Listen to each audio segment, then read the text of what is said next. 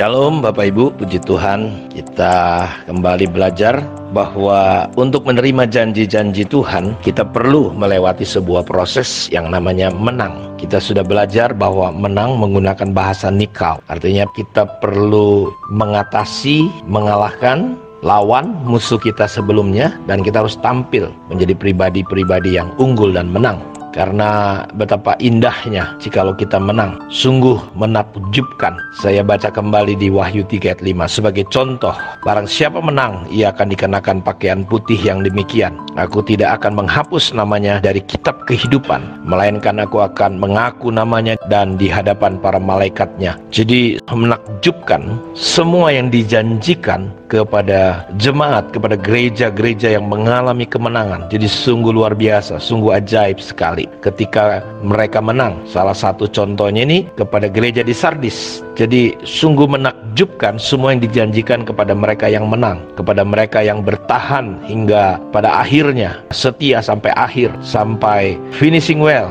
yang melakukan pekerjaan dan firman-Nya hingga kesudahannya. Tapi perhatikan Bapak Ibu, banyak orang pada zaman ini percaya bahwa mereka tidak perlu mengalahkan apapun. Ada hal yang perlu kita perhatikan. Menang artinya ada sesuatu yang perlu kita lakukan. Tapi pandangan orang, kasih karunia yang murahan, kasih karunia yang palsu, itu membuat orang punya pemahaman, ya udah kita sudah selamat, oke, lakukan apa saja, mau bikin dosa, mau bikin apa saja, nggak salah, yang penting saya percaya selamat. Tentu kata-kata yang berkata bahwa barang siapa menang, jadi ini benar-benar butuh pergumulan, butuh perjuangan, butuh tindakan kita. Semuanya kita perlu lakukan sesuatu. Jadi kita jangan salah berpikir. Kadang-kala mereka percaya bahwa semuanya sudah dilakukan dan dibersihkan bagi mereka di masa lalu. Pada dasarnya, sesuai pandangan mereka, perlombaan iman bukan hanya dimulai pada saat kita percaya, tetapi juga sampai pada akhir. Tetapi jika benar demikian, kalau mereka berpendapat tidak perlu lakukan apa-apa, maka tidak ada alasan bagi Yesus untuk berbicara tentang barang siapa yang menang. Karena berbicara tentang mereka yang menang, hanya mereka yang berhasil mengalahkan. Jadi bicara tentang mereka yang menang hanya berarti bahwa kita perlu untuk menang. Namun itu juga berarti akan ada beberapa orang yang juga tidak menang, Bapak Ibu. Kepada mereka janji-janji di atas tidak akan diberikan. Ya, contoh tadi, barang siapa menang, ia akan dikenakan pakaian putih yang demikian. Aku tidak akan menghapus namanya dari kitab kehidupan, melainkan aku akan mengaku namanya di hadapan Bapakku dan di hadapan para malaikatnya. Yesus berjanji, jika kita menang, nama kita tidak akan dihapus dari kitab kehidupan. Tetapi itu juga berarti bahwa jika kita tidak menang, nama kita bisa dihapus. Tuhan berjanji orang Israel semua masuk tanah Kanaan, tetapi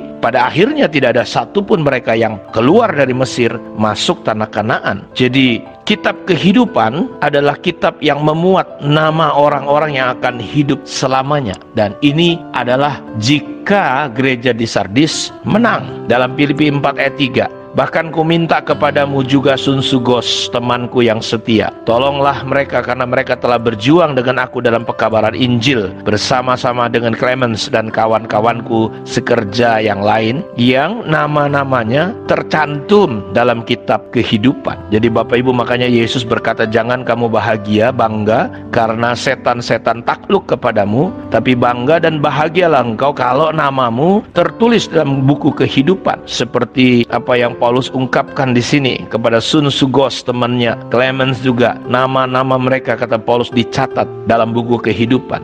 Jadi hanya mereka yang namanya tertulis dalam kitab kehidupan yang akan memiliki hidup yang kekal dan masuk dalam Yerusalem baru, Bapak Ibu.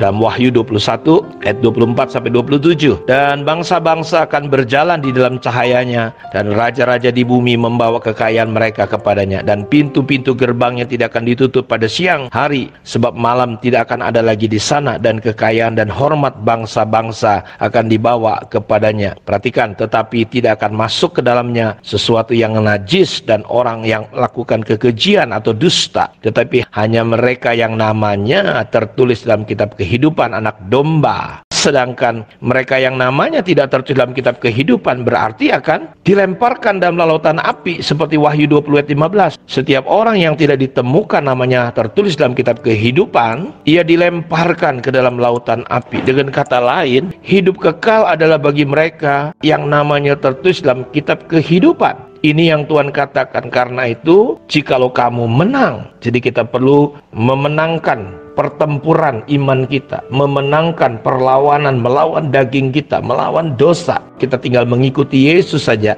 saya percaya kita pasti menang. Jadi jelas perkataan Yesus bahwa mereka yang tidak ada namanya di situ, mereka tidak akan pernah masuk di dalam Yerusalem baru. Sebaliknya, mereka akan terancam. Dari sini kita belajar tentang kitab kehidupan, bukan hanya menerima masukan nama-nama baru. Kalau kita lihat dari sini, kitab itu juga menerima penghapusan nama-nama yang sudah ada, yaitu nama-nama mereka yang tidak menang. Jadi kita berjaga-jaga, berhati-hati Bapak Ibu, jangan sampai nama kita, kalau kita kalah, kalau kata Tuhan kepada gereja di Sardis, nama kita dihapus, nama-nama mereka yang berpaling. Oleh karena itu, kalau kita sudah tercantum dalam kitab kehidupan, bukan berarti juga itu menjamin kalau kita dari pelajari dari ayat ini ya untuk tercantum selamanya. Tapi kalau kita mundur, iman kita beralih dari dia tanpa pernah bertobat kembali, selama kesempatan untuk bertobat masih ada. Biarlah selama Tuhan mempercayakan hidup kepada kita, kita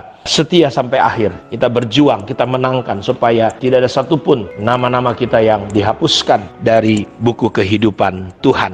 Berbahagialah mereka yang namanya dicatat dalam buku kehidupan. Tuhan memberkati kita semua. Shalom.